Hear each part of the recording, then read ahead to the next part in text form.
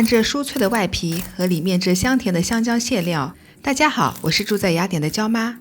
今天我们来做一款东南亚街头小吃，在家也能轻松复刻，超级好吃的香蕉飞饼，做甜点或者用来当快手早餐都可以。接下来让我们一起看看这道美味是怎么做的吧。我们先看看需要哪些食材。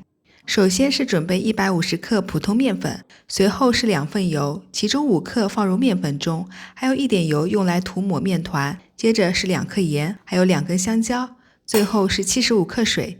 接着我们开始准备面团，2克盐、5克油和75克水分别倒入面粉中。不同面粉吸水性不同，如果揉面的时候面粉干了，可以适当再增加点水，如果湿了可以再加点面粉。面粉经过搅拌后把水吸收掉了，就可以改用手揉面了。这个配方可以做8块小的香蕉飞饼，如果你想多做一点或者少做一点，都可以按照配方等比例增减。面团一开始揉的时候比较粘手，揉到后面面粉吸收了水分后，面团会越揉越光滑，像这样表面光滑不粘手就可以了。当然这一步也可以用厨师机操作。接着在揉好的面团上刷一层油，底部翻过来，也刷一点油，因为一会儿要装保鲜袋醒发，涂上油后面团取出来就不会粘袋子上了。装入保鲜袋放冷藏醒发3小时以上，这样面团延展性会比较好。也可以晚上揉好醒发，第二天早上做。面团取出来前，我们可以先把香蕉泥做好。除了放入香蕉泥馅料外，你也可以做其他芒果或者菠萝馅料的。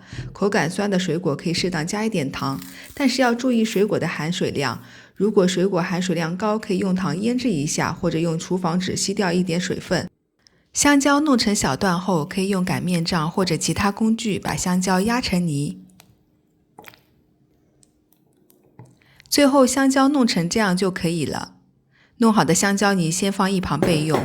接着我们取出已经醒发好的面团，用刀把面团切成4份，建议操作面板上涂抹一些油防粘。4个面团都切好后，把小面团都整理成比较规整的长方形，像这样就可以了。其他3个面团也一样弄成长方形。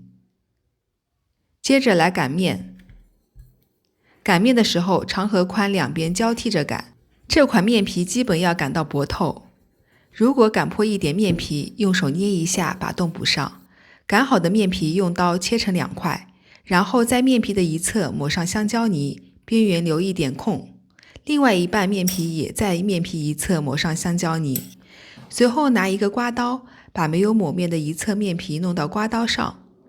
这里动作慢一点，轻一点，以免弄破面皮。然后在刮刀的辅助下，把没有涂香蕉泥的那一半面皮盖在涂了香蕉泥的面皮上。3个流出来的边再捏捏紧实，防止馅料漏出来。另外一个面皮也一样操作，剩下的面团都按照这个过程做好。开始准备煎香蕉飞饼，热锅冷油，锅内多加一点油。油要烧到沸腾，差不多筷子插进去冒小泡泡就可以放入饼了。拿饼的时候也要借助刮刀，把饼慢慢挪到刮刀上，建议放饼的操作台上都抹上油，这样把饼弄起来不会把饼皮粘住。接着把香蕉飞饼放入沸腾的油锅内，每一个飞饼都按照刚刚的方法放入油锅内。一面煎到金黄后再翻面，因为油温很高，饼皮也薄，所以一会儿就能翻面了。2面都煎到金黄后就可以出锅啦。剩下的香蕉飞饼也一样操作，煎好就可以了。这款面是我经常拿来做早餐，晚上先把面团揉好，第二天早上擀面皮，倒香蕉泥，特别快手方便。外壳脆脆的，里面甜甜的，小朋友也很爱吃。还可以涂点巧克力酱和果酱吃，味道也一样好。相信大家都已经学会这道好吃又容易做的家常香蕉飞饼啦。喜欢的话记得点赞加订阅我的频道哦。最后感谢大家收看，我们下期再见。